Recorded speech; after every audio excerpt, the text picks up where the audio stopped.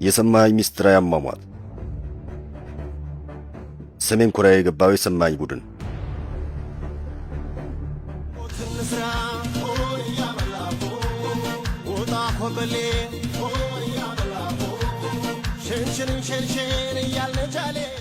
ይህን ወርቃማ ድምፅ፣ ይህን አስደናቂ ጭፈራና ይህን የሚነዝር የባህል ሙዚቃ የሚጫወትልን ተወዳጁ ሰማኝ በለው ከዚህ ዓለም በሞት ተለይቷል። ምንም ስድስቱም ጸረ በሽታ ግን ወደፊት ለመቀነስ ሐሳብ አለ። ትንሽ ቢጨምር ደስ ይለኛል። ወደኸው ነው? ትንሽ ቢጨምር ደስ ይለኛል። ወደኸው ነው? ስንት ኪሎ ገብተንበት ተብሎ ተጠይቆ ነበር። እሱም በምላሹ ይህም መልሷል። ኧረ አይነገርም።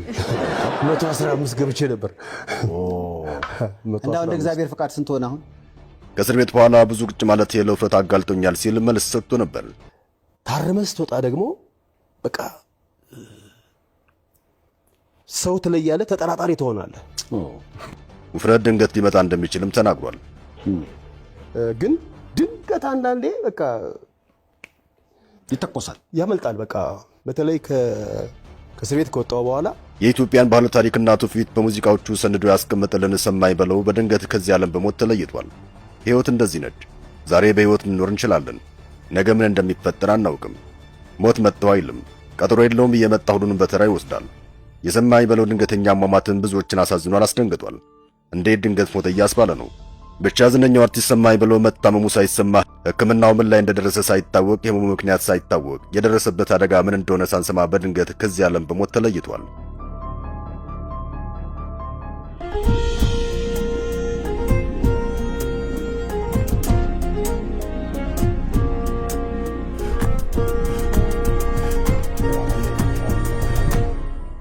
ሰማኝ በለው ሙዚቀኛ ብቻ አይደለም፣ ተጫዋችና ቀልድ አዋቂም ነበር።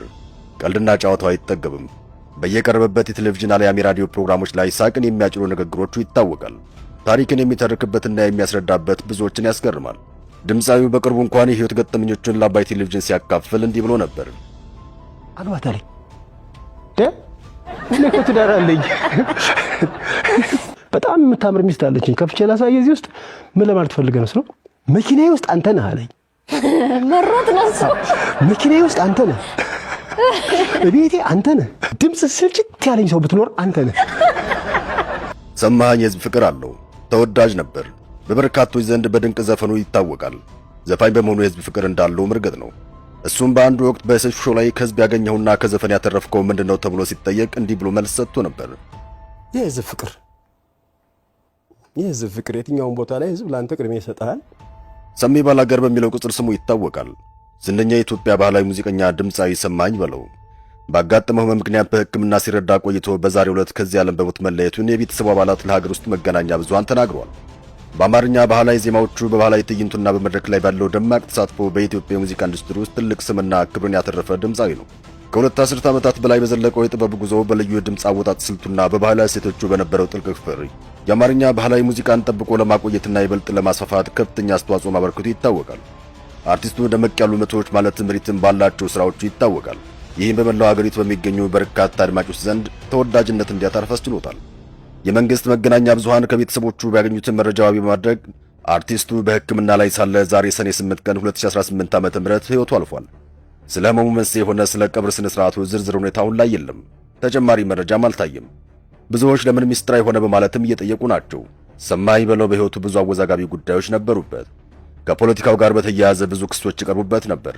በህወሓት ፖለቲካ ምክንያት ታስሬያለሁ የሚል አቤቱታ ያቀርባል። የለም ሰው ገሎ ነው የታሰረው የሚል ክስም ይቀርብበት ነበር። በሌላ በኩል ህወሓትን ይደግፋል፣ በህወሓት ወይም በቀድሞ የኢህአዴግ መንግስት ድግሶች ላይ ይገኛል በሚል ክስም ይቀርብበታል። ሆኖም ግን በሰሜኑ ጦርነት ሰዓት ወደ ጦር ግንባር በማምራት ጦርነትን ደግፏል የሚል ክስም ቀርቦበታል። ሰማኝ በለው ሰው ገሏል በሚለው ጉዳይ በአንድ ወቅት በጄቲቪ ተጠይቆ ምላሹን ሰጥቷል። አሁን ጾም ላይ ነን። በዚህ ጾም መቼም ልዋሽ አልችልም። ድንገት መኪና እያሽከረከሩ የመኪና አደጋ ደርሶብኝ ራሴን ስቼ ሆስፒታል ውስጥ አገኘሁት። ከሆስፒታል ስወጣ ሰው ገለሃል የሚል ክስ ቀረበብኝ። ሆኖም ግን ነጻ ተባልኩ። 3,000 ብር ተቀጥቻለሁ። ነገር ግን በአንድ ወቅት 15 ዓመት የሚያስፈርድ ወንጀል ሰርቷል ተብሎ ወሬ ተወራብኝ። ነገር ግን ወሬ ከተወራ በኋላ በታማኝ በየነ ሾው ላይ ቀርበሃል ተብዬ ወደ አዲስ አበባ ስመለስ ታሰርኩኝ። እናም የታሰርኩት ሰው ገድዬ ሳይሆን በፖለቲካ ምክንያት በማለት መልስ ሰጥቷል። በዚህ ጉዳይ ላይ በሶስተኛ ወገን የተረጋገጠ ነገር ባይኖርም ብዙ ጊዜ ሰማኝ ሰው ገድሏል አልገደለም የሚለው ጉዳይ በሕይወት ዘመኑ ከተፈጠሩ አወዛጋቢ ጉዳዮች አንዱ ነበር። ሰማኝ በለው ሲነሳ ግሽ አባይ የባህል ቡድን ወይም ኪነት ቡድን ይነሳል። ይህ ሰማኝ በለው የኪነት ቡድን ታዲያ እስከ ሰሜን ኮሪያ ድረስ ዘልቋል። የግሽ አባይ የባህል ቡድን እንዴት ሰሜን ኮሪያ ሊገባ እንደቻለ እንመለስበታለን። ቀደም ብዬ ሰማኝ በለው በ1990ዎቹና 2000ዎቹ መጀመሪያ እንደ አውሮፓውያን አቆጣጠር 90ዎቹ አጋማሽና 2000ዎቹ በኢትዮጵያ ሙዚቃ ኢንዱስትሪ ውስጥ ትልቅ ተወዳጅነትን ያተረፈ ተወዳጅ ድምፃዊ ነው። ድምፃዊው በርካታ ተወዳጅ ሙዚቃዎችን አበርክቷል። ከነዚህ ስራዎቹ መካከልም ነይ ዘመድዬና ዞማዋ በ1991፣ እንዴት ነሽ 1993 ዓ.ም የተለቀቀ ደቦን ስራ ባላገር የተሰኙ ሙዚቃዎችን ለህዝብ አድርሷል። ሰሜን ኮሪያ የገባው የሰማኝ በለው ኪነት ቡድን እነ ይሁኔ በላይ ሰማኝ በለው ግሽ አባይ የኪነት ቡድን ውስጥ በደርግ ዘመን ይሰሩ ነበር። በግሽ አባይ የኪነት ቡድን ምክንያት ብዙ ስራዎችን ሰርተዋል። ከባህር ዳር አዲስ አበባ ተዘዋውረውም ሰርተዋል። ምን ብቻ ሰንዳፋ፣ ድሬዳዋ ሄዱ። የደርግ ሰራዊት ባለበት እየሄዱ የሙዚቃ ዝግጅቶችን ያቀርባሉ። ቀይ ባህር፣ ምጽዋ፣ መቀሌ፣ ባሌ ጎባ፣ ካራማራ፣ አዋሽ ግንባር ድረስ እየሄዱ የሙዚቃ ስራዎቻቸውን ያቀርቡ ነበር። ያኔ ደሞዛቸው 10 ብር ነበር። በኋላ ደርቅ ሊወድቅ አካባቢ 35 ብር ሆኖላቸው ነበር። ከግንባር ተመልሰው ባህር ዳር ገቡ። ትንሽ እንደቆዩ የቀድሞ ኢህአዴግ ሰራዊት ባህር ዳር ገባ። በዚህ ጊዜ የግሽ አባይ የኪነት ቡድን አባላት ተበተኑ።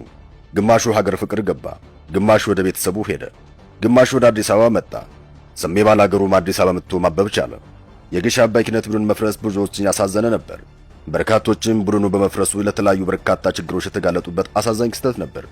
ኪነት ቡድኑ ከተመሰረተበት ወቅት ጀምሮ የተለያዩ ስራዎችን ሲሰራ ቢቆይም በተለይ በ1983 የመንግስት ለውጥ ከተደረገ በኋላ ኪነቱ ስራውን እየሰራ እንዳለ ባልታወቀ ምክንያት እናንተ የደርግ ኪነት ስለሆናችሁ ከዚህ በኋላ አትቀጥሉም ተብለን ያለምንም 5 ሳንቲም እንድንበተን ተደረግን በማለት ስለ ግሽ አባይ የኪነት ቡድን መፍረስ ያስረዳሉ።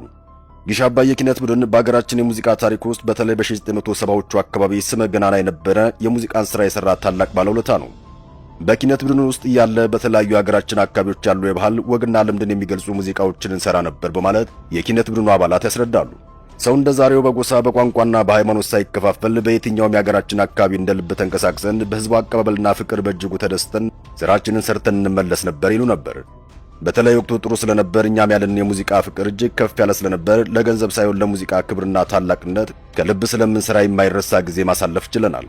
ከዚህ ባለፈ በግሽ አባይ የኪነት ቡድን ውስጥ እያለን ሙዚቃና ውዝዋዜን፣ ትወና የምንሰራቸው ስራዎች የህብረተሰቡን አኗኗር ያለባበስ ሆነ የአጊያጊያጥ ስርዓት የሚገልጹ ስለነበሩ የህብረተሰቡ አቀባበል ስለ ግሽ አባይ ኪነት ቡድን ያለው ፍቅር እጅግ የሚያስገርም ነበር።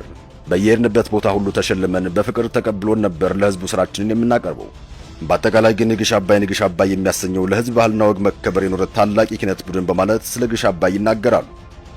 ግሽ አባይ በሰሜን ኮሪያ የግሽ አባይ ባህል ቡድን በሰሜን ኮሪያ ፒዮንግያንግ ከተማ እንዴት ሊገኝ ቻለ? የሁለተኛ ዓለም ጦርነት በአሜሪካ ኃያልነትና በሩሲያ አሸናፊነት ሲጠናቀቅ በዓለም ሁለት ጎራ ተከፈለ። ምዕራብ አውሮፓና አሜሪካ በካፒታሊዝም ስር ሲጠቃለሉ፣ ምስራቅ አውሮፓና በብዛት ኤሲያ ሀገራት ሶሻሊስታዊ ስርዓትን ተቀበሉ። ካፒታሊስቱን በአሜሪካ እየተዘወረ ሶሻሊስቱ በታላቋ ሩሲያ እየተጠበቀ ቀዝቃዛው ጦርነት ዓለምን አመሰው። ካፒታሊስቷ ደቡብ ኮሪያ ከኮሚኒስቷ ሰሜን ኮሪያ ጋር ጦር ተማዘዙ። የኢትዮጵያ መከላከያ ሰራዊትም ከደቡብ ኮሪያ ጎን ሆኖ ተዋግቷል።